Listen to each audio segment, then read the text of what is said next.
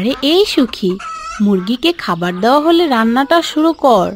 আজ যে খুব শীত পড়েছে, গরম গরম সকালের খাবারটা খেয়ে নেই। হ্যাঁ রে দুঃখী, এক্ষুনি যাচ্ছি। আসলে শীতের ভিতরে সকাল সকাল রান্না করতে একদমই ভালো লাগে না। সে কথা আমি জানি সুখী, কিন্তু কি আর করব বোন, আমরা তো গরিব। তুই বোন ছাড়া যে এই গ্রামে আমাদের আর কেউ নেই। এভাবেই তো আমাদেরকে বেঁচে থাকতে হবে। হ্যাঁ তা তো জানি। আচ্ছা, আমি এখন রান্না করতে যাব। তুই ততক্ষণে খোয়ারে গিয়ে দেখ হাঁসগুলো ডিম পেড়েছে কিনা। আচ্ছা সুখী, এক্ষুনি যাচ্ছি। তবে আরেকটা কথা শোন, বলি কি, আজ সকালে কি ওই ডিম ভাজা আর গরম ভাতই করবি? আমার কিন্তু এসব ডিম ভাজা খেতে আর ভালো লাগে না রে। ডিম ভাজা ছাড়া আর কি রান্না করবো রে বোন? অন্য কিছু রান্না করে খাওয়ার সাধ্য যে আমাদের নেই। কে বলেছে নেই? হাঁসের ডিমগুলো বাজারে বিক্রি করলেই তো কিছু মাংস কিনে আনতে পারি। জানিস, আমার না অনেক দিন ধরে মাংস দিয়ে লুচি খেতে খুব ইচ্ছে করছে।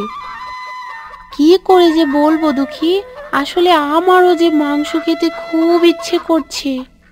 ইস, কতদিন হলো মাংস লুচি খাই না। হ্যাঁ রে বোন, বলি কি, চল আজ আমরা হাঁসের ডিম বিক্রি করে মাংস আর লুচি রান্না করি। ঠিক আছে বোন, মাংস লুচির সাথে তোর জন্য কিছু পরোটাও রান্না করব।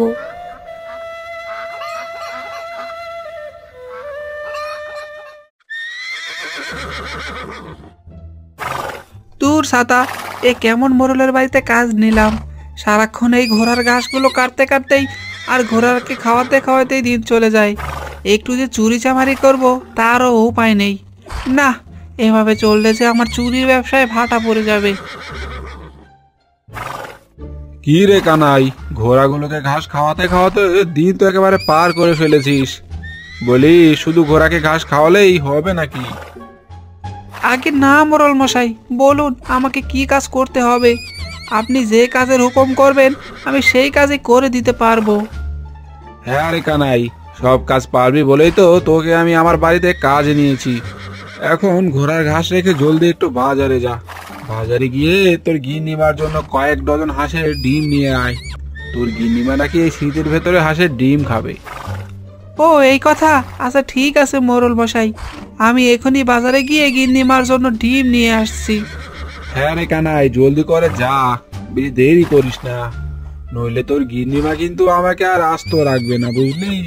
হ্যাঁ মোড়ল মশাই, এখনই যাচ্ছি।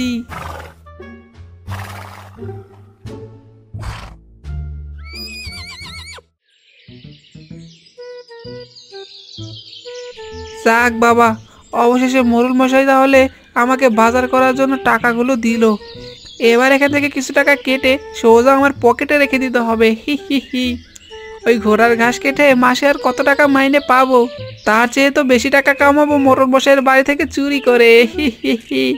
যাই, এবার এখান থেকে কিছু টাকা চুরি করে বাকি টাকা দিয়ে কয়েকটা হাঁসের ডিম কিনে নিয়ে বাড়ি যাই।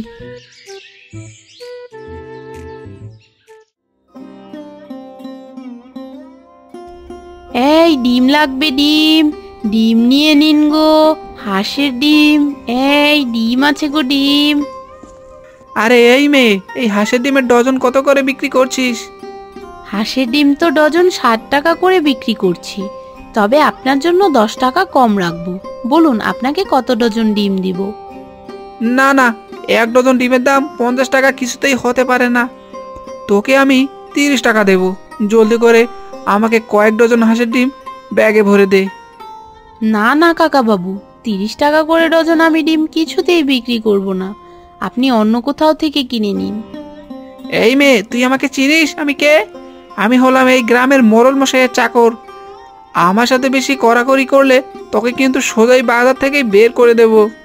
তাই বলে মাত্র 30 টাকা করে হাঁসের ডিম কিনবেন? এই মেয়ে, যা বলেছি তা জলদি করে কর। বেশি সময় নষ্ট করলে কিন্তু আর কখনো এই বাজারে ডিম বিক্রি করতে পারবি না।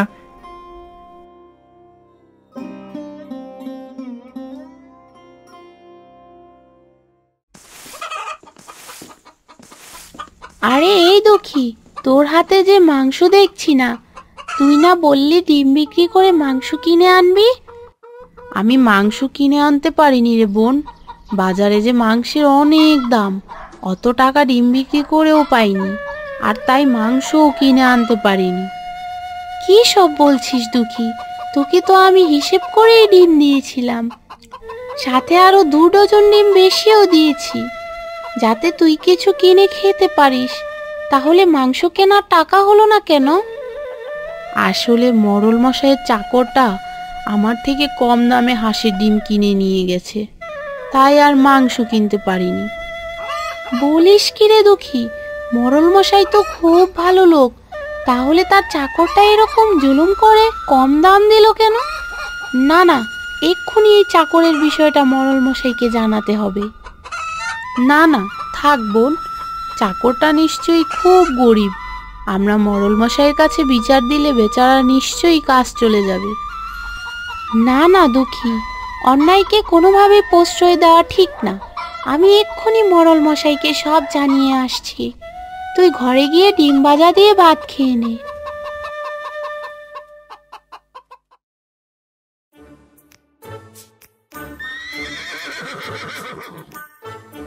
এ কি রে কানাই, ঘোড়া সালে যে একটা ঘোড়া কম দেখছি, বলি আর একটা ঘোড়া কোথায় গেল? সেটা আমি জানি না মোড়ল মশাই, তবে মনে হচ্ছে ঘোড়াগুলো রাগ করে ঘোড়াশাল থেকে কোথাও চলে গেছে। চুপ কর হাঁদারাম, ঘোড়া আবার রাগ করে চলে যাবে কেন? ভালো মতো খোঁজ নিয়ে দেখ, কেউ চুরি করলো না তো। আরে তাই তো, চোরের কথা তো আমি একেবারেই ভুলে গেছি। আচ্ছা মোড়ল মশাই, আমি এখনই খুঁজে দেখছি ঘোড়াটা আবার কেউ চুরি করেছে কিনা।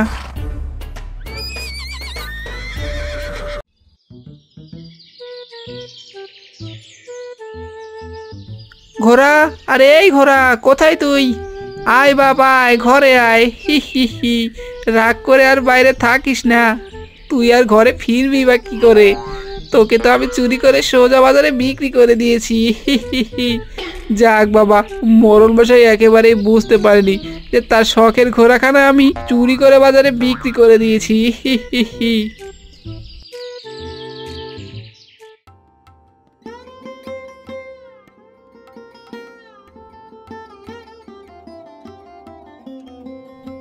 কি রে সখী, হঠাৎ তুই আমার বাড়িতে কি মনে করে? মোড়ল মশাই, আমি এসেছি আপনার নতুন চাকর কানাই কাকা নামে একটা বিচার নিয়ে। কানাইয়ের নামে? কানাই আবার তোর কি ক্ষতি করলো শুনি? কানাই কাকা আজ আমার বোনের থেকে জোর করে 30 টাকা ডজন ডিম কিনে নিয়ে এসেছে।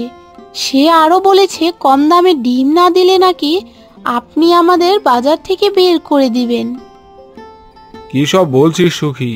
কিন্তু কানাই তো আমাকে বললো বাজারে নাকি ডিমের ডজন 80 টাকা হয়ে গেছে, তাই তো ও আমার কাছ থেকে আরো 20 টাকা করে বেশি নিয়ে নিল। সব মিথ্যে কথা মোড়ল মশাই, সে আপনাকেও মিথ্যে কথা বলেছে। আমি এর বিচার চাই মোড়ল মশাই, আপনি কানাইয়ের বিচার করবেন। ঠিক আছে সুখী, তোর কথা আমি রাখবো। হতচ্ছাড়া কানাইয়ের একটা ব্যবস্থা আমি আজই করব।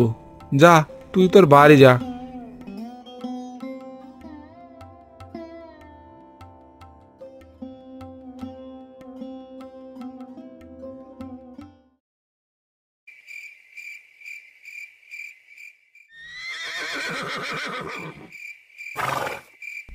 হি হি হি, কাল একটা ঘোড়া পুরো 10,000 টাকায় বিক্রি করেছি, আজ আবারও আরেকটা ঘোড়া বিক্রি করব। যাই, আর দেরি না করে এখনই ঘোড়াটা নিয়ে বিক্রি করে আসি। এ কি রে কানাই, তুই এত রাতের বেলা আমার ঘোড়া নিয়ে কোথায় যাচ্ছিস? আগে মোড়ল মশাই, আমি তো ঘোড়াকে ঘাস খাওয়াতে নিয়ে যাচ্ছিলাম। চুপ কর নেমো খারাপ, আমি সব জেনে গেছি। তুই আমার একটা ঘোড়া চুরি করে বাজারে বিক্রি করেছিস, আজ আবার আরেকটা ঘোড়া চুরি করে বিক্রি করতে যাচ্ছিস। কি ভেবেছিস আমি জানি না? মোড়ল মশাই, ও মোড়ল মশাই, আমাকে ক্ষমা করে দেন, আমাকে মাফ করে দেন মোড়ল মশাই, আমি যে অনেক বড় ভুল করে ফেলেছি। না, তোর কোনো ক্ষমা নেই। তুই আজ আবার আমার থেকে ডিমের দাম বেশি বলে টাকা নিয়েছিস। ওইদিকে শুনলাম মেয়েটাকেও নাকি তুই কম টাকা দিয়ে ডিম নিয়েছিস। মেয়েটা আমার কাছে একটু আগে সেই বিচার দিয়ে গেল। তোর মতো মিথ্যেবাদী চোরের সাথে আমার আর কোনো হিসেব নিকেশ নেই। যা যা, বেরিয়ে যা, এক্ষুনি আমার বাড়ি থেকে সোজা বেরিয়ে যা।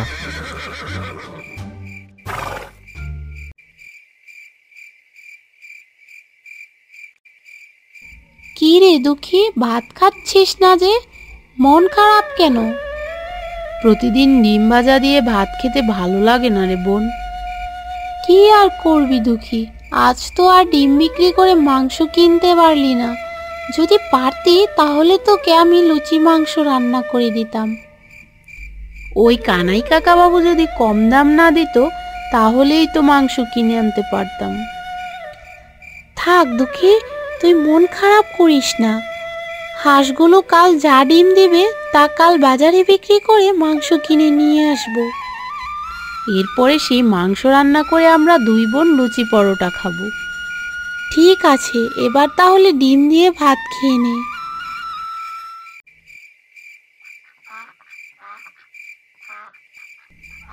আরে ওই তো সুখী দুঃখীর হাঁসের খামার।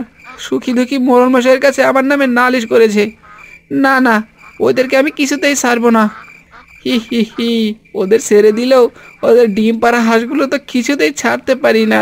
যাই, ওদের হাঁসগুলো চুরি করে কাল বাজারে মাংস বানিয়ে বিক্রি করবো। হি হি হি, হাঁসের মাংসের যা দাম, টাকা কামিয়ে পকেট একেবারে ভরে ফেলবো। হি হি হি।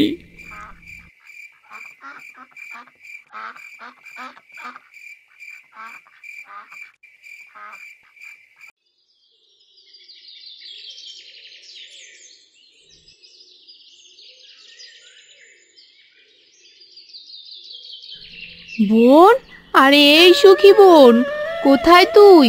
জলদি করে এখানে আয়, দেখে যা সবগুলো হাঁস যে আমাদের চুরি হয়ে গেছে। আরে এ কি, আমাদের সবগুলো হাঁস কোথায় গেল দুঃখী?